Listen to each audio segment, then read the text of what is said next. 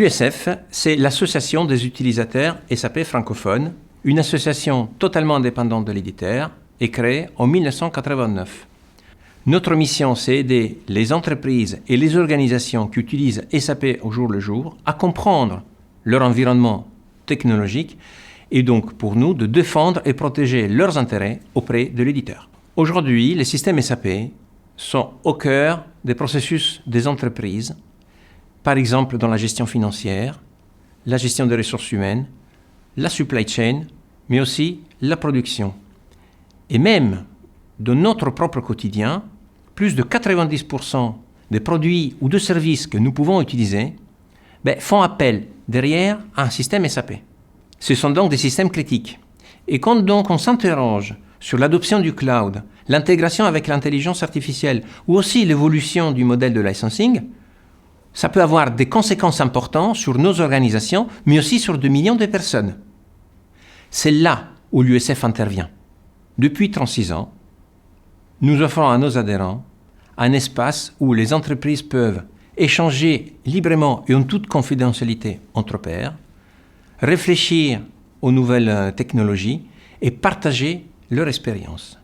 Notre rôle est d'être à la fois un laboratoire d'idées, un réseau d'entraide et une force d'influence légitime, crédible et écoutée. Fort de nos 36 ans d'expérience, aujourd'hui, nous sommes plus qu'une association d'utilisateurs. Nous sommes un collectif stratégique qui sait pousser les intérêts de ses adhérents auprès de l'éditeur, sur l'espace évidemment francophone, voire au-delà. Une bonne façon de découvrir l'expérience USF, c'est aussi de participer à notre convention annuelle qui se tiendra cette année à Strasbourg le 14 et 15 octobre.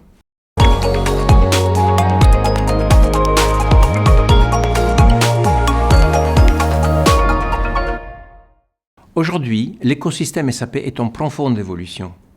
Et 3 grandes dynamiques, à notre avis, la façonnent. 1, c'est l'adoption du cloud. Parce que de plus en plus d'entreprises sont en train d'adopter des systèmes cloud. Sauf que cela comporte de gros bouleversements au titre des infrastructures, de l'intégration, mais aussi des modèles économiques. Il est important donc que les entreprises puissent affronter ces changements avec le plus de clarté, le plus de stabilité, dans des offres qui sont en continue évolution et qui parfois sont compliquées à comprendre. L'USF est là pour aider à prendre des décisions éclairées. La deuxième dynamique concerne l'intégration de l'intelligence artificielle au sein de nos processus métiers. Qu'il s'agisse d'automatisation, d'analyse prédictive ou de IA générative, tout cela a des conséquences importantes sur les organisations de nos entreprises. Il s'agit notamment de se poser des questions comme l'intégration des systèmes, la gouvernance de la donnée, la qualité de la donnée ou aussi la standardisation de nos processus. Et bien évidemment, cela vient avec les questions habituelles des coûts et des valeurs que nous voulons tirer de toutes ces innovations technologiques.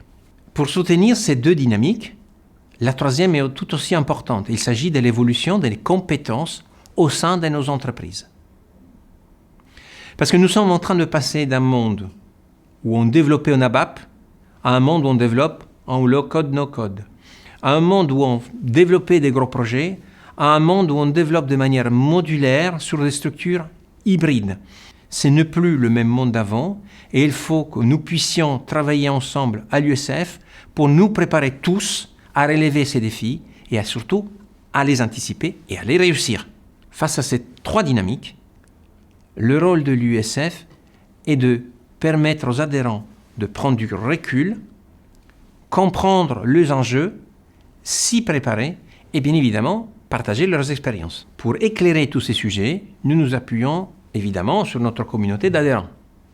Mais nous avons aussi un autre outil puissant qui est notre enquête de satisfaction des adhérents sur les outils et services proposés par SAP.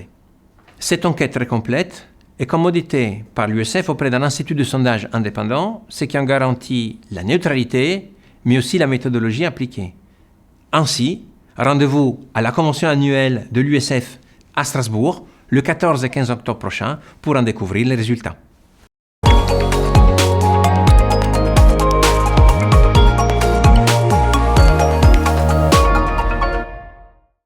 la question du cloud souverain est un sujet vraiment stratégique pour nos organisations. Parce qu'en fait, nos systèmes d'information sont de plus en plus de véritables colonnes vertébrales.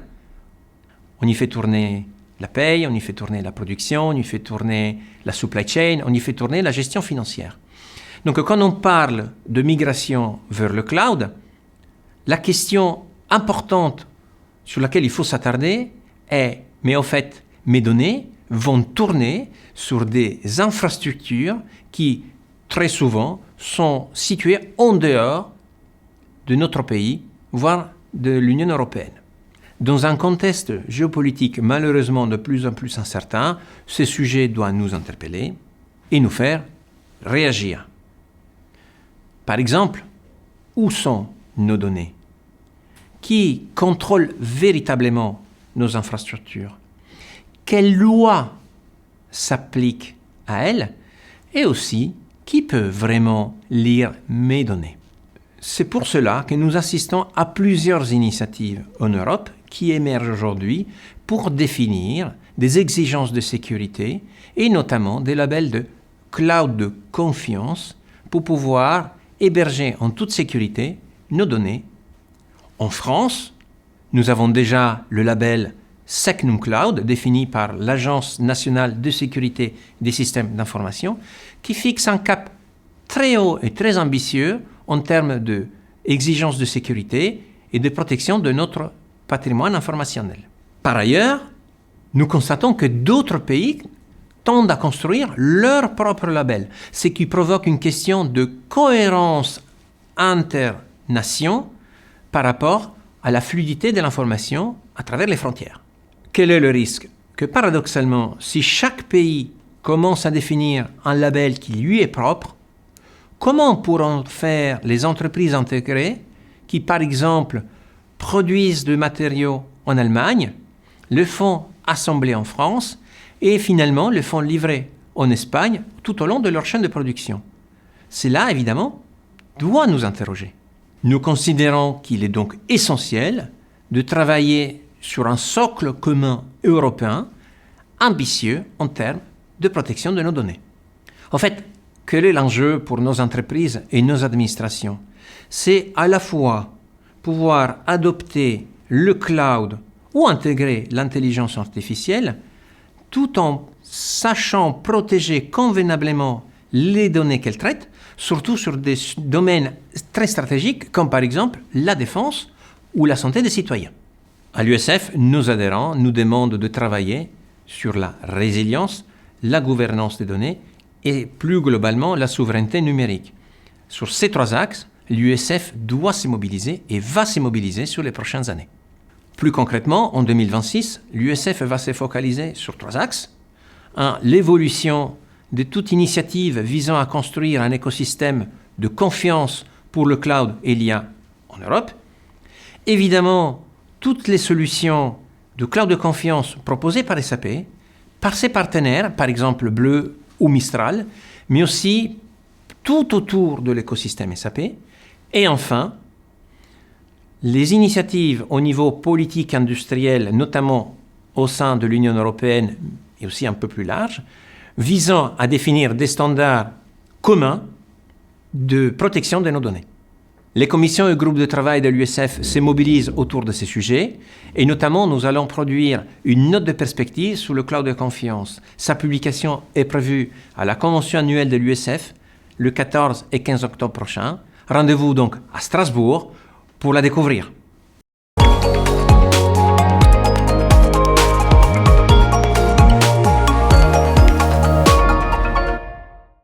À l'USF, l'année 2026 va se focaliser sur un enjeu clé. Comment continuer à innover tout en disposant d'un environnement fiable, durable et digne de confiance? Vous comprenez que ce sujet, qui dépasse même un petit peu le simple contexte SAP, comporte des interrogations et des importantes prises de décision qui vont impacter nos entreprises pour les années à venir. Pour porter ce sujet pour le plus grand nombre, nous devons poursuivre le développement de notre communauté. Aujourd'hui, nous représentons déjà beaucoup d'entreprises du CAC 40, ainsi que des PME et PMI ou des organisations publiques installées en France, à Monaco et en Suisse romande. Nous devons poursuivre nos efforts pour aller chercher tous les autres clients SAP afin de pouvoir les représenter également et mieux prendre en compte la sensibilité la plus large possible à travers tout ce riche écosystème. Pour porter ces sujets au plus haut niveau, nous devons maintenir un dialogue constructif mais exigeant avec SAP à plusieurs niveaux. Au niveau local, en France et en Suisse romande, mais aussi au niveau de la macro-région européenne et évidemment au niveau global. Nous allons travailler avec les associations d'utilisateurs SAP comme les nôtres, à l'international, via le réseau SUGEN, mais aussi avec toutes les autres associations professionnelles, notamment celles des DSI par exemple, comme le SIGREF, pour construire ensemble une force d'influence. L'intelligence artificielle, le cloud de confiance et finalement les questions de souveraineté numérique vont forcément façonner les activités de l'USF tout au long de cette année 2026. C'est d'ailleurs symptomatique. Nous avons choisi comme fil rouge de cette année un thème qui dit la souveraineté européenne, un défi pour garantir la confiance de nos applications. Ainsi, rendez-vous pour en parler tous ensemble à la convention de l'USF le 14 et 15 octobre prochain à Strasbourg.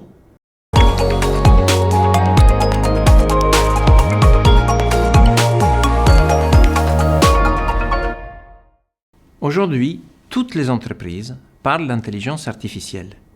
Mais concrètement, ça veut dire quoi? Au fait, aujourd'hui, on se rend compte que les entreprises tendent à innover, mais parfois elles sont aussi un peu perdues. Elles se posent beaucoup de questions, notamment il y a des questions autour de la gestion des données, de l'intégration, mais aussi des coûts et de la valeur associée.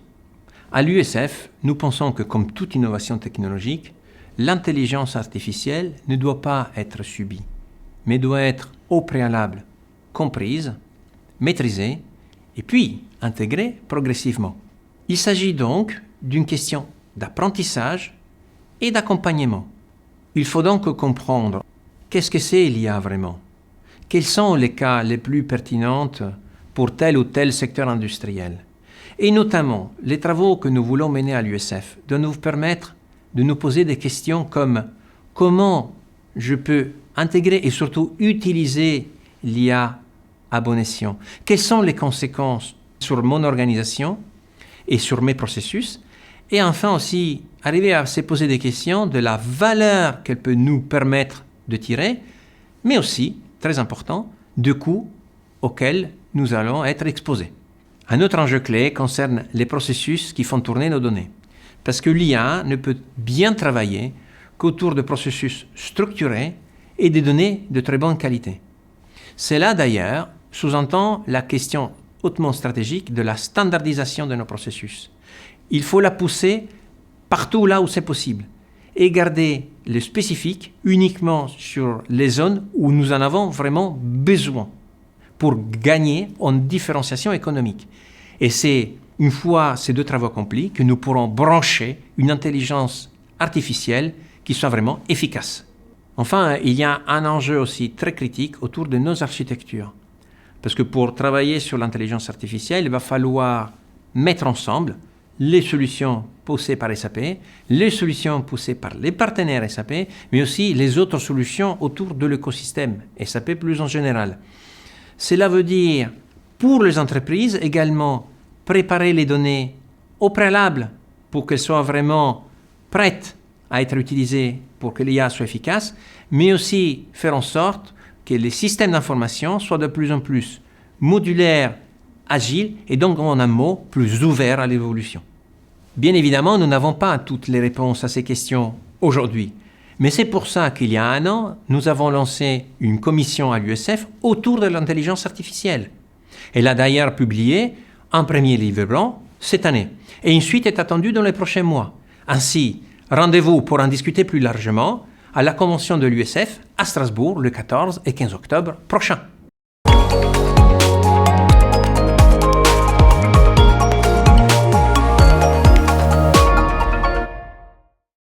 Aujourd'hui, l'USF rassemble plus de 3900 membres issus de plus de 450 organisations. L'USF représente aujourd'hui 75% des entreprises du CAC 40, 66% des entreprises du SBF 120, une cinquantaine d'administrations publiques. Nous avons aussi, bien évidemment, un large tissu de PME et PMI issus de tous les secteurs, en France, Monaco et en Suisse romande. Nous animons environ 300 réunions de commissions au groupe de travail chaque année, avec la participation de milliers de personnes. Ces réunions permettent à nos membres d'échanger très concrètement sur différents sujets qui peuvent aller de l'adoption du cloud, à l'intégration avec l'intelligence artificielle, à la mise en place de la réforme de la facturation électronique, ou aussi pour comprendre l'évolution des modèles de licensing de l'éditeur SAP. Bref, vous voyez, ces réunions traitent à la fois de sujets techniques, fonctionnels, stratégiques ou commerciaux qui peuvent avoir des impacts extrêmement importants sur nos organisations, parce que lorsqu'on mène un projet informatique, on ne peut pas et on ne veut pas avancer tout seul. On a envie de comprendre comment d'autres entreprises avant nous ont rencontré les mêmes types de projets, les ont résolus et puissent nous donner des enseignements dont nous pouvons bénéficier sur nos projets. Vous voyez, être à l'USF, c'est donc profiter d'un réseau de type donnant-donnant, d'une intelligence collective qui permet vraiment de tirer la quintessence de tous nos projets. Tout cela nous permet de prendre des décisions plus éclairées sur des éléments factuels et donc d'avoir des projets qui soient beaucoup plus efficaces. Par ailleurs, être à l'USF, c'est aussi bénéficier de contenus de qualité. À travers, par exemple, nos livres blancs et nos notes de perspective qui sont disponibles sur le réseau social de l'USF. Enfin, vous pouvez vous mobiliser à différents niveaux au sein de l'USF. Participer simplement à des réunions ou à des événements, voire animer des réunions sur des sujets qui vous tiennent particulièrement à cœur, ou intégrer l'USF Force, le réseau de nos membres les plus actifs, pour pouvoir continuer à faire vivre l'USF. C'est ça qui nous donne la force chaque jour d'avancer. Donc, qu'attendez-vous? Rejoignez-nous. Et vous verrez, c'est une véritable aventure humaine et surtout une expérience professionnelle utile et très enrichissante.